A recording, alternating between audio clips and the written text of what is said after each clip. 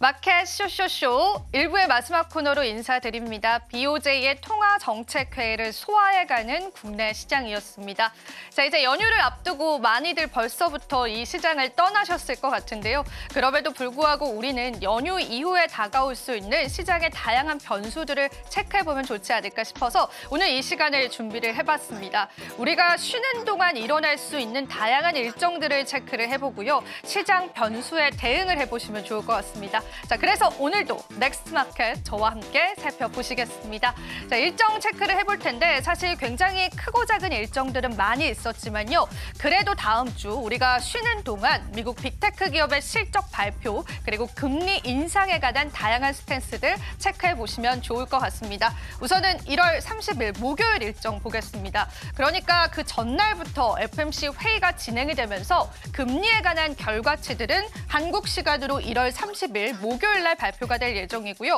미국의 4분기 GDP도 발표가 되는데요. 이 GDP에 관해서는 시장의 예상치는 하회를 내다보고 있습니다. 하지만 시장의 영향도는 워낙 FOMC가 강할 것이기 때문에 가벼운 일정으로 보셔도 될 것 같고요.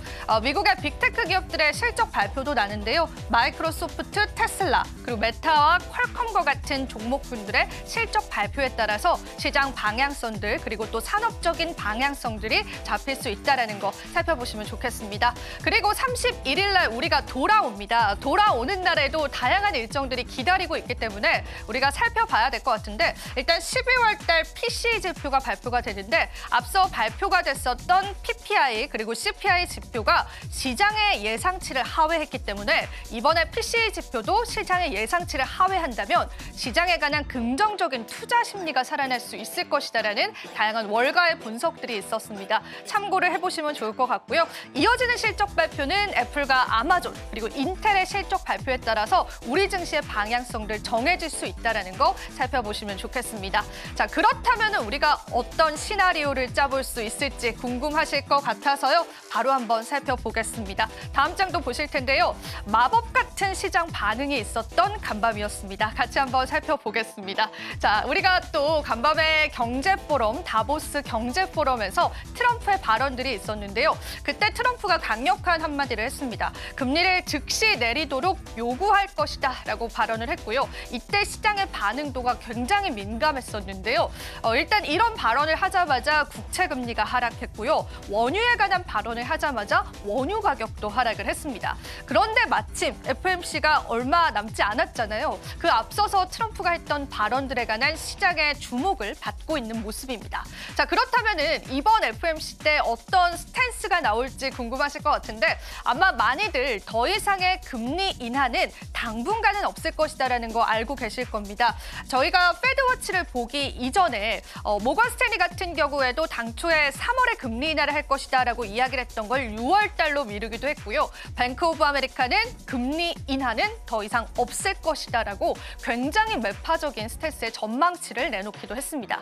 자, 그럼 페드워치 자세히 살펴보겠습니다. 방금 전에 저희가 발췌를 해왔던 자료인데요. 일단 보시면 아시겠지만 지금 현재 미국의 금리는요. 4.25에서 4.50%입니다. 그런데 많은 시장 참여자들은 이번 달에 금리가 인하될 가능성이 없다라고 봤고요. 그나마 금리가 인하될 수 있는 가능성 자체가 56.7%. 그러니까 2025년 5월 7일 회의 때 이루어질 것이다라고 보고 있습니다. 조금 더 매파적으로는요. 그보다 더 뒤인 6월 달에 금리 인하가 이루어질 것이다라고 보기 때문에 시장 참여자들의 인식 역시도 금리 인하에 관해서 굉장히 매파적인 스탠스다라고 보시면 되겠습니다. 그런데 우리가 중요하게 봐야 할 체크 포인트는 금리 인하 자체가 아니라요. FOMC 이후에 파월의 기자회견에 있다라는 그러한 분석들 나왔습니다.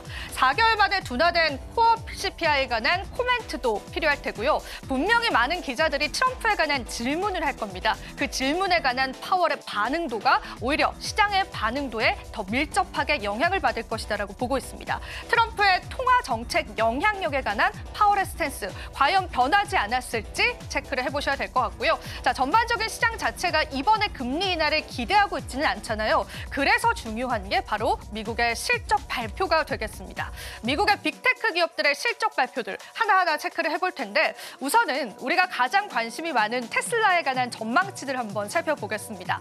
웨드부시 같은 경우에는 테슬라가 올해 650달러까지 갈 수 있다라고 내다봤고요. 하지만 보수적으로 또 뱅크 오브 아메리카에서는 테슬라에 관한 투자 의견을 매수에서 중립으로 하향 조정하는 모습까지도 확인이 되고 있습니다. 그런데 전반적인 월가의 컨센은 이랬습니다. 매출도 증가를 할 거고 순이익도 증가를 할 것이다라고 이야기를 했고요. 신제품 출시를 앞두고 있기 때문에 그에 따른 성장성도 기대가 된다라고 보고 있습니다. 하지만 우리가 테슬라의 주가에 관해 보수적으로 생각할 수밖에 없는 이유들이 있죠. 제가 오늘 데이터 자료 하나를 준비를 해봤는데요. 이게 테슬라 주가의 적정 가치를 나타내는 지표입니다. 자세히 보시면은 이 주황색 선이 테슬라에 관한 주가의 적정 가치, 적정 밸류를 나타내는데요. 우리가 지금까지 테슬라 주가를 봤을 때 이 적정 가치를 내려왔었던 시기도 있었지만 트럼프 행정부 들어온 이후로 테슬라가 급격하게 상승하면서 이 적정 가치에 관해서 큰 폭으로 상향된 상태가 지금 테슬라의 주가입니다.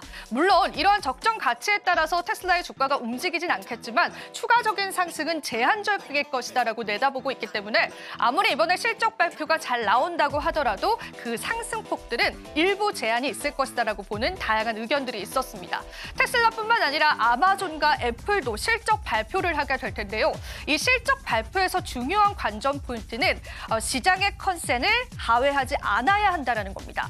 만약에 시장의 컨셉을 부합만 한다면 안도 랠리가 이어질 것이다라고 보고 있고요. 그리고 우리가 시장에서 주목하는 건 바로 그 성장성과 투자의 방향성이잖아요. 빅테크 기업들은 이전에도 많은 투자를 하겠다라고 컨콜에서 발표한 바가 있었는데 과연 이런 컨센이 변화가 될 것이냐가 또 중요한 포인트가 될 것 같습니다. 바로 빅테크 기업들의 투자 계획이 유지되는지의 여부를 우리가 인터뷰를 통해서 꼼꼼하게 살펴볼 필요가 있겠고요. 트럼프 행정부 취임 이후에 아마 빅테크 기업들이 투자를 늘릴 것이다라고 보고 있기 때문에 이 또한 시장의 긍정적인 반응으로 이뤄질 수 있다라고 보고 있습니다. 빅테크 실적이 무엇보다 중요합니다. 왜냐하면 우리 시장에서는 금리 인하다라고 하는 시장 모멘텀 카드가 사라진 상황에서 이런 기업들의 성장성들이 훨씬 더 중요하기 때문이다라고 하실 수가 있겠습니다. 자, 그렇다면 저희 암호화폐 시장 간단히만 한번 체크를 해보겠습니다. 자, 오늘 암호화폐 시장 같은 경우에도 변동성을 좀 나타내기도 했습니다. 비트코인이 10만 4천 달러 선 현재 나타내고 있죠. 트럼프 행정명령 통해서 비트코인뿐만 아니라 암호화폐 전담반이 꾸려졌기 때문에요. 이에 따른 시장의 반응들도 굉장히 민감한 상황입니다. 오늘 이더리움도 오르고요. 솔라나도 큰 폭으로 올라서면서 250달러 선 위에서 거래되고 있는 모습까지도 확인되고 있습니다. 그리고 카르다노 에이다와 또 도지코인과 같은 밈코인들도 상승을 하면서 시장의 마켓 캡은 1%가량 상승하면서요. 뉴욕 증시도 좋았고 크립토 시장도 좋은 흐름들 이어져가고 있다라고 보시면 되겠습니다.